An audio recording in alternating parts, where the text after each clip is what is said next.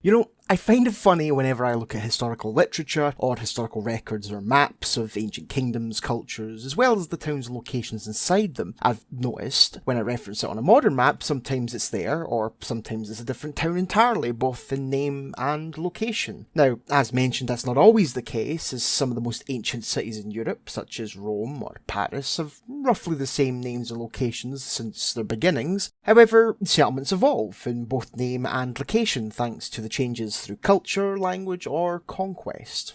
But I've always wanted to know something very specific to Britain, or at least something that's easier for myself as a Brit to better understand. Why is it when we look at a map of the United Kingdom that England is filled with Chesters, Casters and Esters, such as Manchester, Lancaster and Leicester? Wales, meanwhile, is filled with Cars and Cares, such as Cardiff, Caernarfon, and this one, which I refuse to pronounce. And Scotland and Ireland are full of Duns and Dums, such as Dumbarton and Dumfries in Scotland, or Dundalk in Ireland. Well, it's simple, really. All were separate kingdoms, all spoke separate languages, and all have a reasonably in-depth history of different cultures that make each of them unique enough to develop their own nomenclature for naming towns and cities, right? Well, sort of. Obviously, Scotland, Ireland, Wales and England have existed for hundreds of years, each of them long enough for them to have developed their own unique cultures and languages. And however, if we take a look at British history as a whole through the Celtic and Roman and eventually Dark Age Britain, which followed the Anglo-Saxon settlements of the 5th and 7th century, well, we can see how many of these town names developed and how old they actually are, and why they're named like they are. And the origin of these town names can actually tell us a lot about the ancient kingdoms and the tribes and the chiefdoms that existed there, and more importantly tell us a little bit more about how the Celtic language and Anglo-Germanic influences shaped the language and the people of modern day Britain.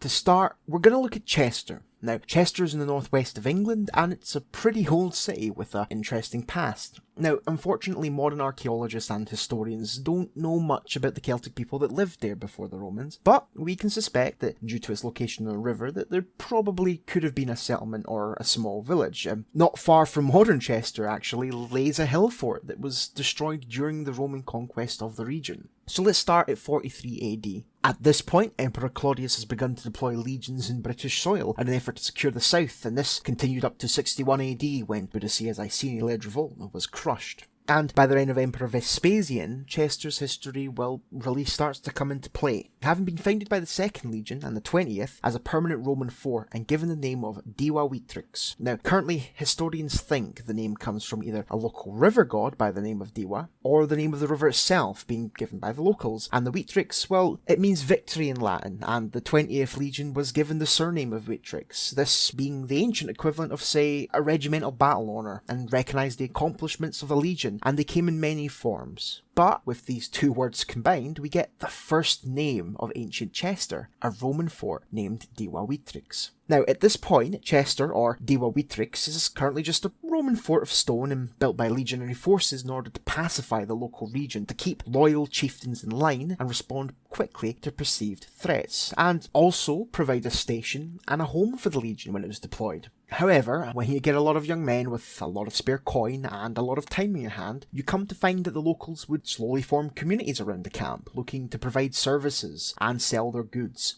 Soon, these small communities would evolve into towns and villages surrounding the camp. These were known as vicus. During this time, the world had obviously got a lot smaller in terms of how connected Britain was in Europe due to the Romans, with effective courier services, solidified infrastructure, secure centralised and local government centres, and of course the effective road network. However, for the average Briton living around or near the fort of Diva Vitrix, they would have found the vicus and the fort as, well, the focal point of the region. And much like how Istanbul today simply means the city, the locals would have no doubt referred to the fort as simply that, the fort, or some variation of it. So, naturally, when the Romans begin to withdraw from Britain in 409, the now abandoned fort would remain and just simply get integrated into the settlement around it. The name of the town would slowly evolve along with it, and by the 5th century the fort had been given the name Caer Legion, meaning either Legion Fort or City of the Legion, and given by either invading Welsh kingdom of Puez or simply by the local Welsh culture that began to flood the region after the Roman withdrawal and the formation of the Dark Age Britannic kingdoms.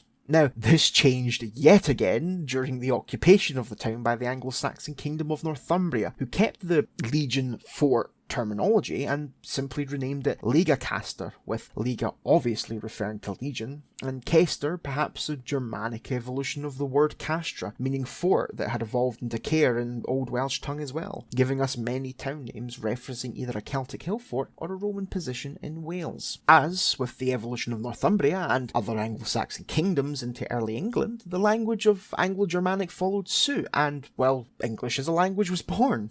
With that, the name finally changed once more, with the Roman influence in the town either having been forgotten or simply fallen out of favour over the centuries. Caestor became Chester, due to the important fact that it was still a fortified town. It was still a Caestor, or a Chester.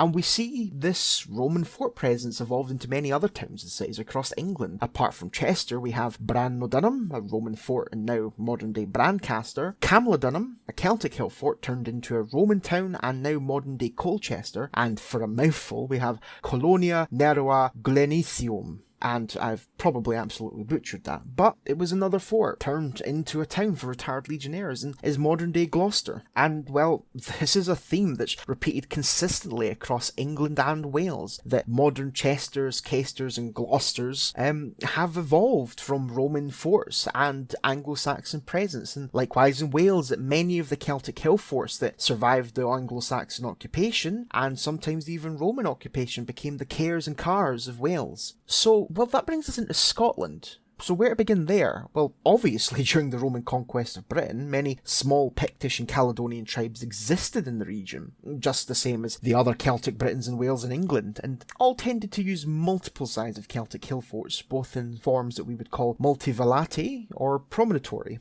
Basically the former being built with multiple defensive ditches and positioned on a strategic hill with a good commanding position of the local region it was built on, and the latter taking advantage of natural defences, features such as cliffs and mountains or the edges of the coast, and were found closer to the sea to protect rivers or estuaries that led into some of the ports of Britain, often being much smaller in design thanks to this. And this was no different up in Scotland, as hill forts tended to be centres of power for Celtic war chiefs and tribal leaders. They were centres of government, power, wealth and religion in the regions that they held sway under, serving as central hubs for trade and muster points for Celtic war bands and, well, the main fortification for the local populace to retreat to during times of war. However, as in the European mainland, many tribal communities in Britain learned very quickly that these hill forts and centres of power were all but useless against the might of the professional and trained Roman legion, who had been seizing hill forts for centuries in Iberia, Gaul and the Germanic borders. But the Celtic people of Britain began to realise both in the south under Roman occupation